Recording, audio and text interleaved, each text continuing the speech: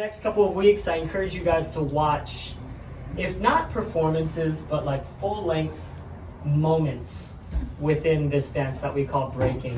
Because watching how an artist gets into the moment that they improvise and do some big crazy move is just as important as that big crazy movement itself that you'll probably see in a highlight video. Okay? Because again, guys, it's not just what you do, it's how you do it. Right?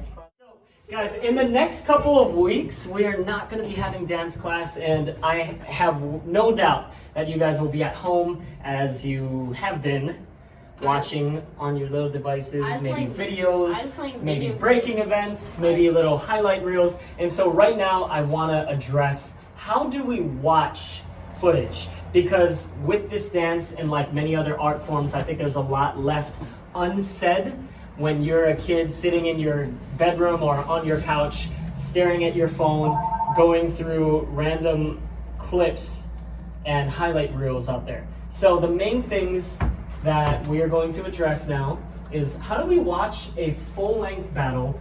What are we looking for? And how does that apply to what we already do? Or how does that affect what we believe in within this dance? So the first clip that we're going to watch is a pretty legendary battle that happened way back in 2009, 11 years ago. I think some of you guys weren't born yet. Oh wait, no. You're old. I was born. Wait, you were alive. You were a thing. This battle happened in 2009. The two artists being featured in this one-on-one are B-Boy Cloud and B-Boy Negin. Okay, Negin is from Brazil. Cloud is from America. He's out of Florida from a legendary crew called Skill Methods. This guy went on to produce a lot of really cool music videos in Hollywood. He was also in movies like Step Up. We're gonna watch a one-on-one battle that goes over the course of several rounds with the live music that, as you know, most b-boys won't improv to or improvise to. We're gonna watch this twice. The first thing is, who do you think won this battle and why? To many people, Red Bull BC1 is the biggest one-on-one competition in the world. As you know, the Olympics will be coming up, but still, within the scene, within the culture, Red Bull BC1 has been going for so long that this is the top of the line one-on-one that Santiago's gonna battle at. So before I get your votes in, I want you guys to realize I'm showing you this clip for a number of reasons. The first of which is because Cloud and Negin have very different styles, right? And competitions are increasingly becoming more of a thing, or organized competitions, I'll say, are becoming more of a thing in this dance scene. But remember that this dance started roughly, when did hip hop as a culture start? All right, in the 70s, right? And for the first 20 to 30 years of this whole thing, there were talent shows, and trust me, breaking was competitive, but we didn't really see the emergence of the competition with like prizes and judges till much later, okay? The second reason I'm showing you guys this is because there's a lot to miss in a highlight reel of someone just doing a fancy move. And a lot of the time, b-boys and b-girls are accused of making this dance a matter of just tricks, whereas, as we all know, there's a lot more interpretation that goes on, improvisation, freestyling, and self-work in terms of the content you choose to represent who you are, okay? So with that being said, let's check this out. Raise your hand if you thought the guy in the hat, Cloud, won the battle. Raise your hand, raise your hand. Okay. So I'm curious, what's one reason why you thought, in your opinion, Cloud won? Because I feel like I could see more effort, energy.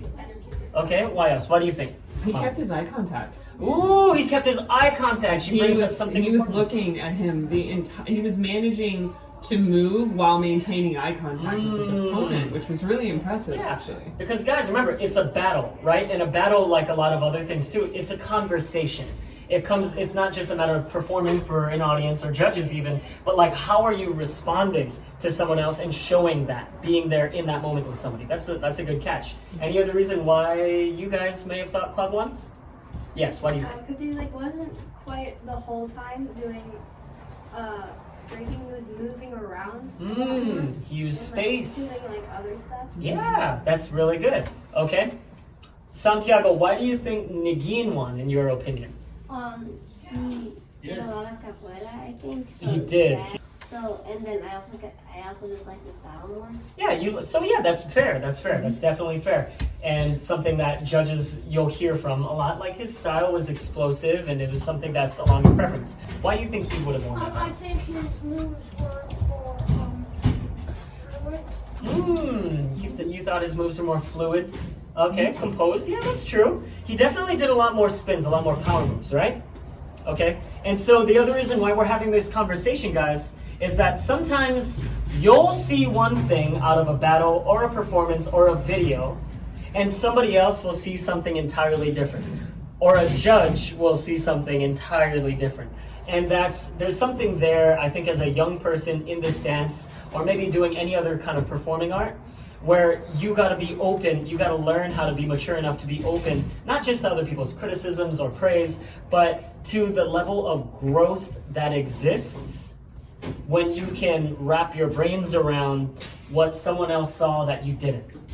Okay? And so in this battle, Cloud won, I think, by 1 vote. I encourage you guys moving forward and during this break to watch footage of breaking as much as you can, right? But how you watch it, I want you guys to try your best to try to analyze these battles and these moments, not based on individual moves necessarily, but by the outcome and the conversation happening entirely on that screen to the best of your knowledge. Those things will help you grow astronomically. You guys are super, super young and you guys have a lot of time to become some of the best breakers, in my opinion, in the Bay Area, which is a pretty historic place. We're gonna watch this again, and now with all those factors, right, we just talked about, having conversation, fluidity of movement, having an individual style, using the whole space. I want you guys to just try to watch the same clip again, considering those things maybe that you didn't the first time.